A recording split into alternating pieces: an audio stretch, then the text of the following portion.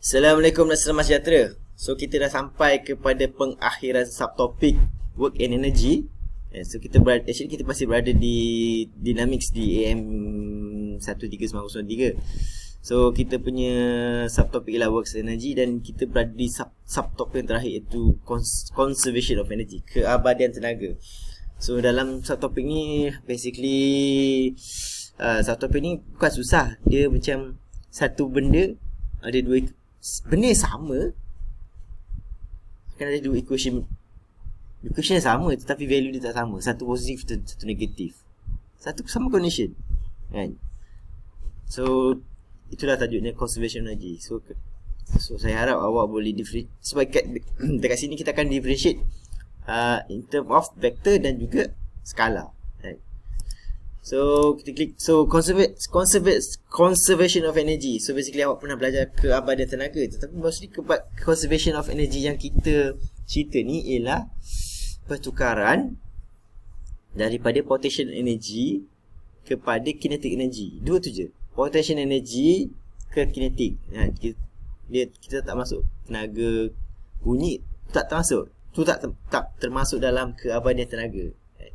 Keabadian tenaga yang kita cerita ialah dua perkara. Satu ialah potential energy, value dia sama juga dengan kinetic energy.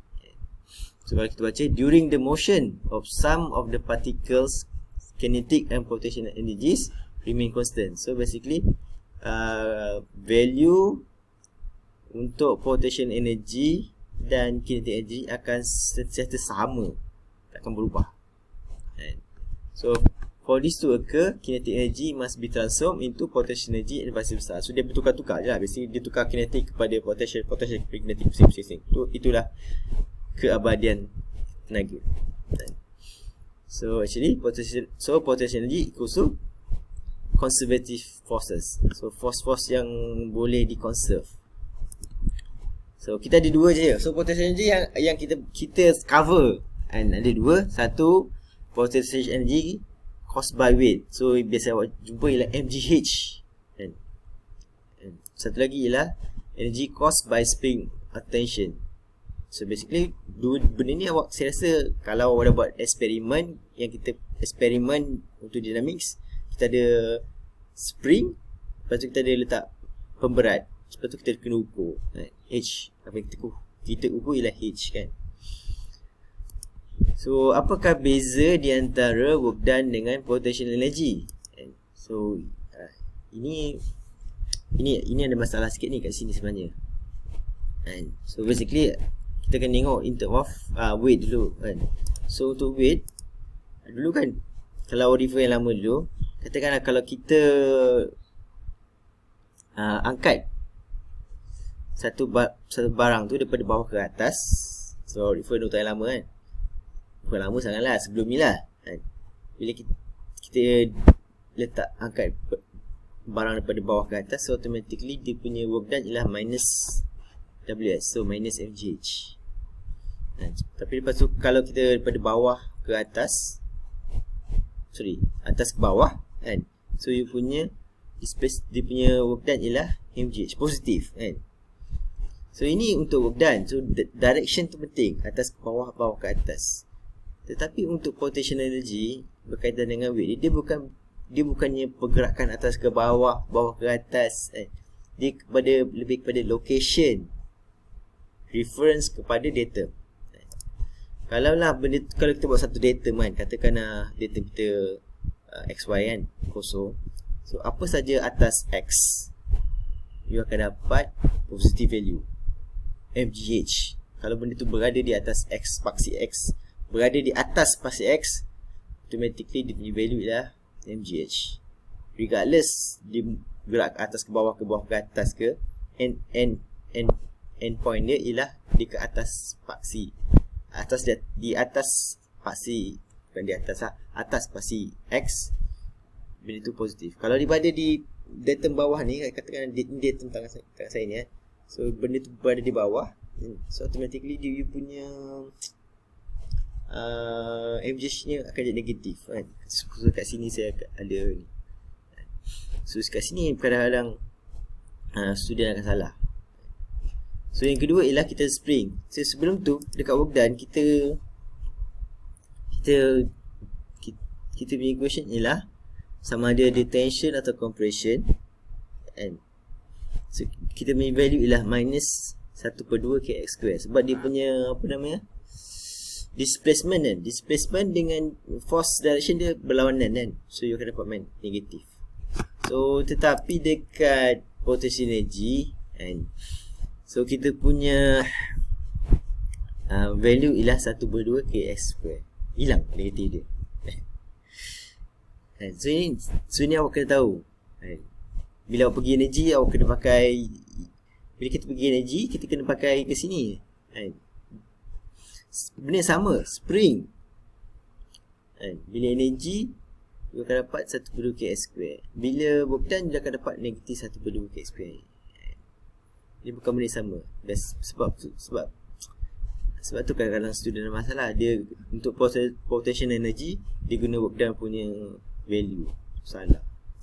So yang ni saya highlight balik.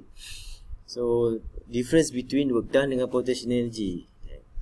So yang ni kan, yang ni sebelum ni kita tadi saya dah cakap dah, bila upward kita akan dapat work done minus Ws.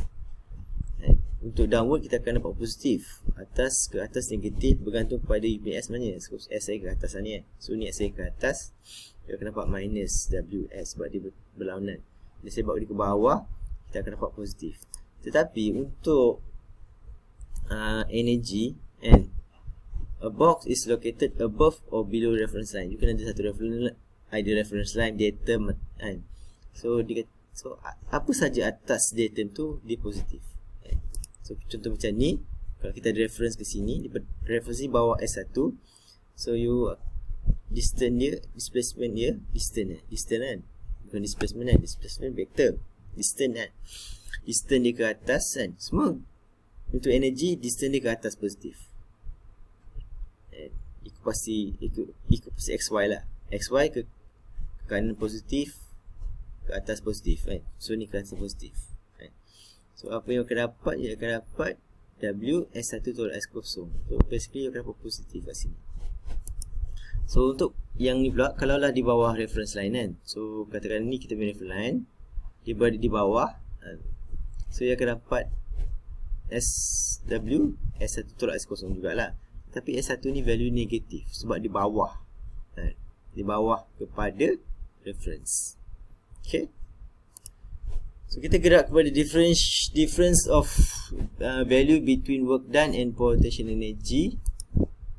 So lepas tu yang ni iaitu kita untuk work done kan. So dia punya arah kan berlawanan kan.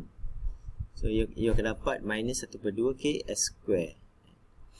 So sama juga, sama ada spring intention dengan spring compression. So dia punya value ialah work done. So sama dengan 1/2 kx². So untuk spring pula kan, energy untuk spring ni kan. So sama juga condition sama kan. Bila condition sama daripada S, katakan daripada S0 kepada S1, sebab sini boleh tambah lagi sebab S0 ke S1 lah, biar nampak sikit kan. So kita punya positive direction, ni lawak sikit kan. Kita ada satu positive direction saja. Kita ikut direction sesaran. Distance. Kita F ni tak ada. Kita ada S sahaja. So S kita ke kanan positif. So dia gerak ke kanan kan, positif. Apa dia klik macam pula. Nampak? So macam ni kan, dia ke kanan kan. So automatically positif. So apa yang akan dapat energy, sebab E lah kali ni, sebenarnya 1/2 K S1 sekali tolak S. Sebab kita ada satu direction ni ke kanan, dan dia gerak ke kanan, dia tak ada F. So spring compression, kita kan dia ke kiri kan. Tadi yang ni ke kanan, so ni ke kiri kan. Sepatutnya negatif lah. Tetapi spring tu gerak, bila kita letak ke kiri, spring tu gerak ke kiri juga kan. So dia positif juga kan. So ni rasa sikit kan. So spring dia akan ikut, untuk energy dia akan ikut pergerakan dia. Spring ke bawah ke kanan positif untuk tension, tapi spring compression ke kiri, ke dalam ke dalam ialah ni apa namanya, positif. So basically awak perasan untuk work done untuk tension, untuk spring you akan dapat minus 1/2 kS². Tetapi untuk energy, spring energy, you akan dapat 1/2 kS². Awak biasa jumpa kan, energy 1/2 kS². So sebelum ni kita ada 3. Kita ada external force, kita ada weight, kita ada spring. Tetapi untuk energy kita cuma ada 2 saja. So weight dengan spring. Kita tak ada external force. Sebab external force ialah force mesti ada direction. So automatically dia tak boleh jadi, dia dah tak boleh jadi potential energy kan, sebab dia force sendiri ada direction kan. So itu saja kot. Ada lagi? Ada lagi. Berapa lagi pun ingat dah habis tadi. So kita ada 4 minit lagi. So ini conservation of energy. So ini actually kita derive daripada equation of principle of energy. So apa yang kita buat ialah kita pecahkan kepada 2 sekali, conservative, non-conservative. So non-conservative ni benda yang tak boleh conserve, so automatically kita buang non-conservative ni. So kita akan dapat ni. So ni T1 sama dengan summation U12. So sama T. So apa yang kita buat kat sini, you akan dapat V1 tolak V2. Kat sini ada masalah sikit. Biasanya kalau perasan, kalau kita buat U1 tolak U2, dia akan jadi V2 tolak V1. Biasa kan? Itu vektor. Tetapi untuk skala, kita balik. Skala ialah V1 tolak V2. U1 tolak V2. Saya ulang balik. Summation U12, kalau vektor dia akan jadi V2 tolak V1. Tapi bila dia skala, dia akan jadi V1 tolak V2. Itu ni law dia. So dia akan dapat equation ni, T1 tambah T2, T1 tambah V1 sama dengan T2 tambah V2 kan. So V ni satu ni lah mgh tambah 1/2 kS² ni kan.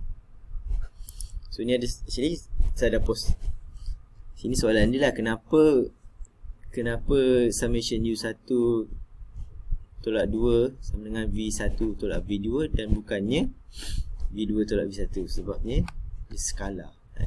Saya cakap lagi kan, so skala. So kalau orang tu salah derive, dia akan jadi V2 tolak V1, dia ingat. So dekat sini apa yang penting ialah kita kena differentiate apa itu vektor, so apa itu skala. Dia confusion sikit, benda sama. Sebab dia cerita pasal tadi macam tadi, dia cerita pasal spring. Vektor negatif 1/2 kS², tapi bila skala positif 1/2 kS² kan. So sama juga macam ni. Sebelum ni summation U12, vektor you akan dapat 2 tolak 1, tetapi untuk skala ialah 1 tolak 2. So itu saja kot, sampai sini saja untuk hari ni. So